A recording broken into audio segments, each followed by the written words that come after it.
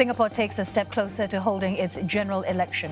Nomination day is next Tuesday, and Singaporeans will go to the polls on the 10th of July. The tense standoff between India and China cools down as both sides agree to disengage along the Himalayan border. Asian stocks end the day in the green after US President Donald Trump reiterates the US-China trade deal is intact.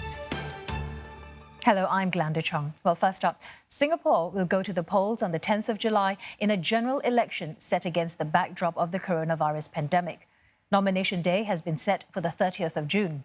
And according to a statement by the Prime Minister's office, President Halimah Yacob, on the advice of Prime Minister Lee Hsien Loong, has dissolved Parliament. In a live broadcast to the nation, Prime Minister Lee explained why he has decided to call for an election at this time amid the COVID-19 pandemic. Mr. Lee said he is satisfied that voting can be held safely and campaigning can take place effectively. The alternative would be to wait out the COVID-19 pandemic, but no one knows if it will be over before the current government's term ends in April.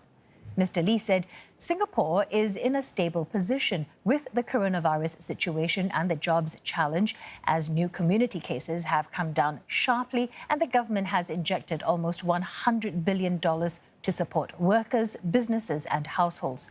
However, the country must brace itself for a long fight against the disease, saying the situation in migrant worker dormitories will take another few months to resolve and that Singapore has not yet felt the full economic fallout from COVID-19.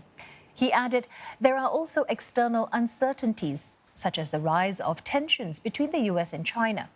He reassured Singaporeans that the government and the public service will continue to function even after Parliament is dissolved, that the multi-ministry task force will continue to lead response to COVID-19 and that businesses, workers and families will receive help and support.